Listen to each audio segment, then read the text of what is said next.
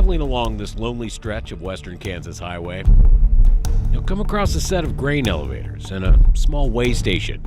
Inside, yellowed by more than 30 years of country air and Kansas sun, a flyer, $15,000 reward for information leading to the arrest of the person who murdered Walter J. Halferty. He was a friend to everybody. Everybody seemed to like him. Very carefree. Never met a more carefree guy than my dad. And the laughter, everybody talks about his laugh, and just...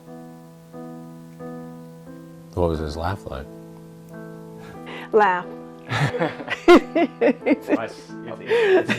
Supposedly I have a similar laugh. Yeah, he does. Billy Sue and Walter Halferty dated for 5 years before they got married. 2 years later, Jay came along, then brother Jeremy.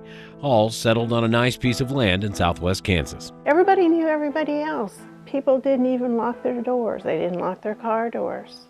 Dad's idea was leave the keys in the car. And looking back now, it's really simple. I mean, simple times. Dad played softball. He worked. Neighbors would come over Saturdays and Sundays and drink coffee, and it was really a great childhood up until that point. That point, a tragic collection of split seconds that unfolded at the family home here, just north of Elkhart. Walt had just finished his shift at Colorado Interstate Gas Company. He worked the 4 to midnight shift as an operator. Came home, Jay was awake, visited with his dad. I don't think you were awake. And anyway, we went to bed, and about, like we say, between 5 and 6 a.m., I heard a car pulling into the driveway, and he went to the door. There was a conversation between he and whoever, and we heard popping noises. Billy Sue didn't know what the noises were, but of course we know now. Whoever had come to the front door had started shooting. Walt made his way from the front door, past this kitchen, and into this hallway, the whole time being shot at. 14-year-old Jay sees the whole thing from his bedroom at the end of this hallway. Walt makes his way to the back of the house, to his bedroom, slams the door, and tries to load a gun.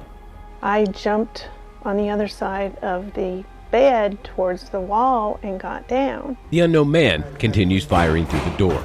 Walt is hit twice. I looked out the window and saw a vehicle drive off, which was quite a ways away. In the bedroom, Walt lay unconscious. He'd later die in the operating room, never able to tell his wife what happened. I just can't say enough how much was taken away from us. Going back into the hospital and walking down the hallway.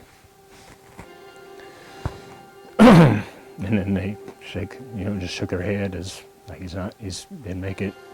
Why would you want to do this? Why would you want to do this to somebody that was so loved?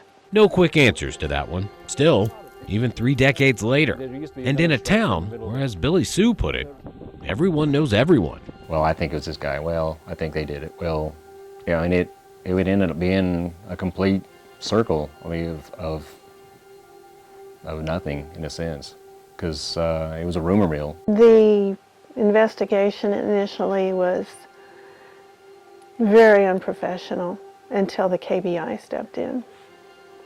And that was, I can't remember the time frame, it was after a few days, 2-3 days, but the initial investigation just didn't even exist. Do you think that was a problem now? Yes. Do you look back and Yes. think maybe that's why you are where you are now? Yes. The Kansas Bureau of Investigation declined to comment on the case, as it remains open. Jeremy's bedroom, and then my bedroom was on this end. They did send an investigator out when we visited Elkhart with Jay Halferty. Whatever woke me up, the gunshot, and saw flashes. The two stay in touch. The vehicle took off that way. They also provided us with this.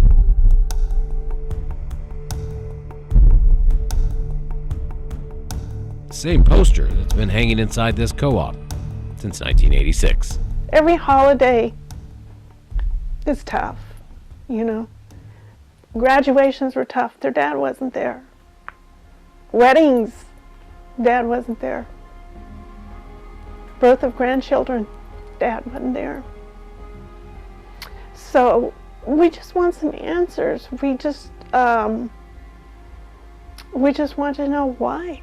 I always thought that I would know the answer you know, someday. I mean, I think about Dad daily, and just not really what happened, but just the type of guy he was. All those nice nights going to bed, you know, hear my mom crying, you know, it's just something, you know, I just can't get, it's tough to get over that memory. Mr. Bumpus, everybody called him Jack. All of his friends, the people who knew him as Jack. Though his given name was Artis, Jack, as he liked to be called, was no angel. From arrest for felony possession of a stolen firearm to serving time in an Oklahoma prison for possession of cocaine and distribution of controlled substances, Jack had a checkered past. Maybe the reason his murder remains unsolved. I think he'd been out of prison for maybe 8 or 9 years prior to this. Nothing serious, I think, after that. Though, says Wichita Police Detective Robert Chisholm, he did still dabble on the wrong side of the law, part of a group of men running a small gambling house in North Wichita. Dice, dominoes, the house itself, nobody lived there. It was rented solely for the purpose of gambling. And it was there, in the early morning hours of April 8th, 2000, that Artis Bumpus, Jack, would meet his end. That night, it was a normal night, actually a smaller crowd is what they said. Around 3:20 in the morning, from what we can tell, a gentleman walked up to the door, knocked on the door to go in. Jack was the doorman. When he opened the door, a guy came running around the corner of the house with a gun. There were multiple shots fired. Mr. Bumpus was struck and died right there where he was hit on the porch. The shooter never actually made it into the home, but did rob Jack as he lay on this porch dying.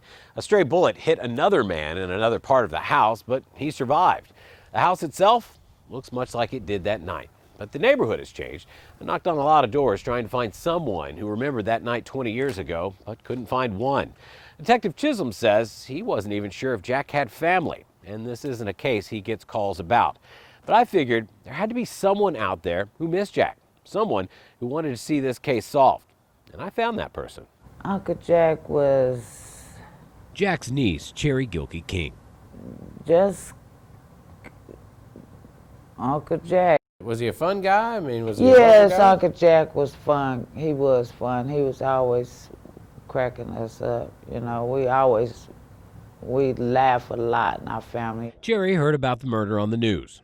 And then And the next morning, to find out that was my uncle, I was like, oh my God, I can't believe that. Uncle Jack, we were just broken because couldn't nobody figure out how, you know, why now? Cherry says Jack's murder rocked the Bumpus family, who traveled from states away to attend his funeral and retell stories about the man Cherry says always had a joke. We talk about Uncle Jack regularly, like we do all the rest of my dad, and because all 5 of the boys are gone. Like Detective Chisholm, the family left behind hasn't forgotten about Jack, nor that the person responsible for his murder is still out there. That is a demon, but we don't know what this person was because we don't know who it is. One person said they saw 2 suspects running away. Couldn't really give a good description of them. But Detective Chisholm and Jack's family hope the passing of time has changed that. I believe that some of the people at the house saw who did it and just didn't want to tell the police then. Hopefully they may rethink that and come forward now. After all this time, you still don't have no remorse, or you just run around thinking, okay, I got away with it.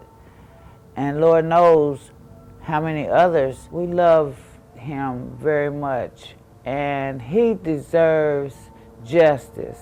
The family deserves justice as well as some closure to who did it, you know? It's late in the year, December. I got a missing persons report that crossed my desk, and it was Kenneth Collier. Kenneth Lee Collier, or Kenny as friends called him, hadn't shown for work at J&J Drainage in Hutchinson. It was so unusual for him not to show up. If he was going to be absent, you know, he would always let us know. But to be an unreported absence is what really set off the alarm bells for us. Well-liked, goofy, but a hard worker, according to friends. After no call, no show for 3 days, Kenny's coworker Mark Smith decided something had to be wrong. He phoned police and reported Kenny as a missing person. You can explain it? Retired Reno County Detective Sheldon Stewart was the lead investigator on the case. As I gathered the information from his coworkers and his parents, he was a busy man. He worked 2-3 jobs, divorced, found out that he was in a relationship with another female. And police discovered Kenneth had just received his holiday bonus check. After cashing a check and buying a few groceries, investigators believe this was Kenneth's next stop, the now abandoned Jack of Clubs bar in Hutch. It's also where his truck would be found a few days later. Groceries still inside, but no sight of Kenneth. Now, to find an abandoned vehicle or a vehicle left in a parking lot with groceries in it, that's got to raise some kind of red flag for you. Yeah, it does. But it was still just a missing persons case. People hanging out at the Jack of Clubs bar that night said Kenneth had been flashing money around. And as far as investigators knew, he was just taking a few days off and enjoying himself. Looking back, hindsight 2020, I should have done something a little different than what I did. But at the time, I was looking at it as, he's gone for a couple of days, just needs a break, and he'll be back. But he didn't come back. Christmas came and went. In the new year. And in February. We haven't really found anything yet that we can determine what is what. A couple of young kids, I don't know their age, they were just out playing in this pasture. It was grazing cattle, real close cut grass. It wasn't CRP, anything like that. And they're just out playing, and they see this body laying there. It was Kenneth Collier. He'd been shot execution style, probably lying there for months. I remember that day being out there.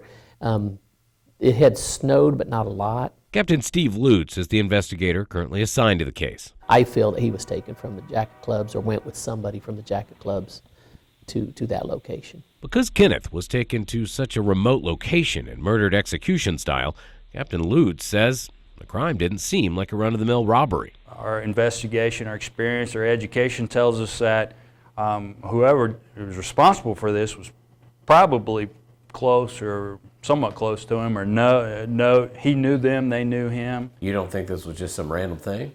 No. Kenneth Collier's son, Larry, was just 17 when he was killed. He says as soon as his ID could get him into the Jack of Clubs, he was there, trying to find out what happened to his dad. I turned 18, I was starting to want to go check stuff out and hang out with people, and I was just wanting to know myself, you know what I mean? Like eventually somebody would say something or something. Like police, Larry believes someone close to his dad is responsible for his murder. We developed at least a couple, 2, 3 maybe, persons of interest. I feel I know who took a part in it. Now, who actually pulled the trigger? But no, I don't. But of the people, persons of interest, I know at least 1, if not 2, know who did it. Police didn't tell us who those people are, but said they are still living. And the hope is they've shared the story of the night Kenneth Collier was murdered with someone who's watching right now. Probability says they have shared it. There's people out there that know, and it goes back, everybody used to say you can't keep a secret between 3 people because somebody's going to say something. Why they haven't come forward to police, an easy answer for Captain Lutz. In this line of work, we've talked to, and it sounds odd or sounds like everybody says this, I've talked to people that have evil in them. I mean, there's people out there, and some of the people, one of the persons involved with this, I look at that as a person of interest. It has to just be evil, because how can you do something like that and keep it quiet for so long? We lost a good man, a good friend. For the community as a whole, there's a murderer out there somewhere. As homicide investigators, we owe it to the family to try to right the wrong, try to at least let them know what happened, give them some closure. Still to this day, I still want to know, Like, think about it a lot. 22 years gone by, and I think about it a lot. Like almost every other night, like crosses my mind, think about it. For somebody like that to be taken off this earth, it's heartbreaking.